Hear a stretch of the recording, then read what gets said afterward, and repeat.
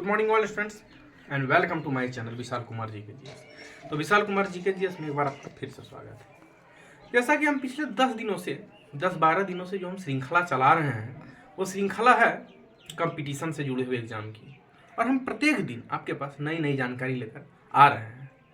और उस एग्ज़ाम में एसएससी, रेलवे, बीएसएससी, बीपीएससी, यहाँ तक कि यूपीएससी जैसे टफेस्ट एग्जाम में उस क्वेश्चन को एक बार नहीं, दो बार नहीं, कितने बार, बार बार दोहराया जाता है। तो चलिए बिना देर किए हम चलते हैं अपने लक्ष्य में। हमारा पहला क्वेश्चन है कि सांची स्तूप किसने बनवाया। सांची स्तूप जो किला है उसको किसने बनवाया, सांची स्तूप किला किसने बनवाया? तो इसका आंसर होगा अशोक ने। सांची स्तूप किसने बनवाया? जैसे ताजमहल शाहजहां ने बनवाया तो उसी तरह सांची का स्तूप अशोक ने बनवाया। ओके, चलिए हमारा दूसरा क्वेश्चन है। माय सेकंड क्वेश्चन, भारत का सबसे लंबा बांध, भारत का सबसे लंबा बांध कौन सा बांध है? तो इसका आंसर होगा हीराकुंड। हीराकुंड बांध सबसे लंबा बांध है। तीसरा क्वेश्चन, मजदूर दिवस कब मनाया जाता है? Labour day when we celebrate labours day, यानी कि मजदूर दिवस कब मनाया जाता है? जैसे शिक्षक दिवस मनाया जाता है ना, तो शिक्षक दिवस जैसे हर साल 5 सितंबर को मनाया जाता है, ठीक उसी तरह मजदूर दिवस 1 मई को मनाया जाता है। कब मनाया जाता है मजदूर दिवस? 1 मई। चलिए हमारा चौथा क्वेश्चन है, वास्को डी गामा भारत कब आया? वास्को डी गामा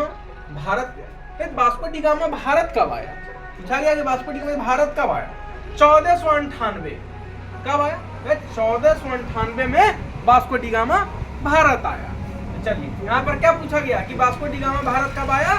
तो 1498, 1498 यानी 1498। चलिए हमारा पांचवा क्वेश्चन, चीनी क्रांति कब हुई? जैसे कारगिल का युद्ध हुआ तो 1999 में हुआ। चीनी क्रांति कब हुई? क्रांति कब हुई? तो जैसे कारगिल युद्ध हुआ 1999 में, तो ठीक उसी तरह चीनी क्रांति 1911 में हुआ। कब हुआ?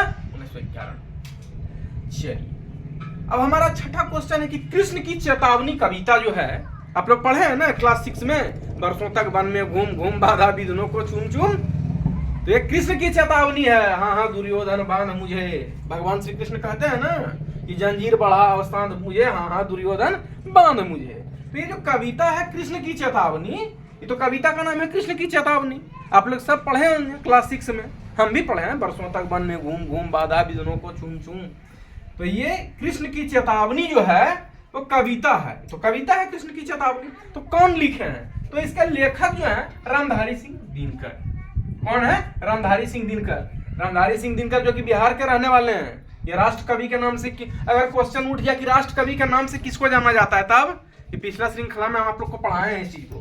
तो अगर पूछ दिया जाए कि राष्ट्र कवि रामधारी सिंह दिनकर को कहा जाता है, राष्ट्र कवि के नाम से कौन जाना जाता है? रामधारी सिंह दिनकर। ये कहाँ के रहने वाले हैं? तो बिहार के बेगूसराय जिले के सिमरिया गांव, एक दिनकर चौक भी है, याद रखिएगा। रामधारी सिंह दिनकर राष्ट्र कवि के नाम से जाने जाते हैं, बिहार के रहने वाले। चलिए हमारा 7वां क्वेश्चन है कि भारत के प्रथम रेल मंत्री, first railway minister of India, Bharat के प्रथम रेल मंत्री कौन थे? तो इसका आंसर होगा जॉन मथाई। कौन थे? John Mathai is the first railway minister of India.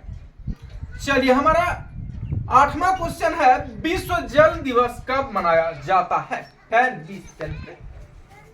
National waters day कब मनाया जाता है?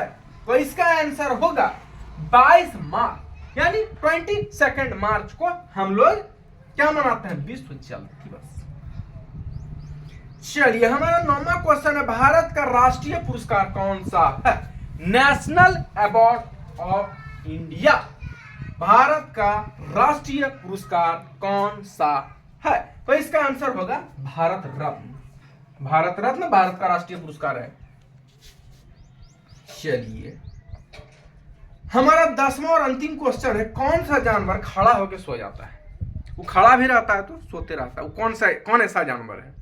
जानवर तो है, लेकिन सब कोई लेट जाता है। लेकिन कौन ऐसा जानवर है जो खड़े खड़े सोच सकता है? उसका आंसर होगा घोड़ा, हॉर्स। घोड़ा एक ऐसा जानवर है जो खड़े खड़े सो सकता है। तो चलिए इस श्रृंखला में फिलहाल अभी इतना ही, क्योंकि जो मैं बता रहा हूं ये बहुत ही मोस्ट इंपोर्टेंट क्वेश्चन है। किसके लिए?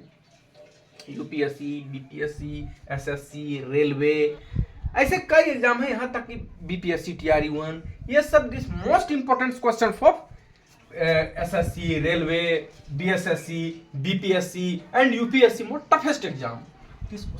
तो चलिए ये जो मैं अभी आपको पढ़ाया हूं ये श्रृंखला जुड़ा हुआ था कंपटीशन के एग्जाम से। फिलहाल विशाल कुमार जी के केस में इतना ही, फिर मैं मिलूंगा एक नई जानकारी के साथ। फिलहाल जो भी स्टूडेंट्स कंपटीशन की तैयारी कर रहे हैं हमारे चैनल को देखें, लाइक करें, सब्सक्राइब करें, अपने अपने मित्रों को शेयर करें, और ज्यादा से ज्यादा, क्योंकि ये जो मैं क्वेश्चन बता रहा हूं आपको इसमें 60 से 70% जो है ये कंपटीशन से जुड़े हुए क्वेश्चन का सवाल है, और निश्चित तौर पर कंपटीशन में एक नहीं, 2 बार नहीं, बार बार दोहराया गया है। तो फिलहाल विशाल कुमार जी के जीएस में इतना ही, अभी के लिए फिलहाल हमारे इस सीरीज में इतना ही। तब तक के लिए थैंक यू।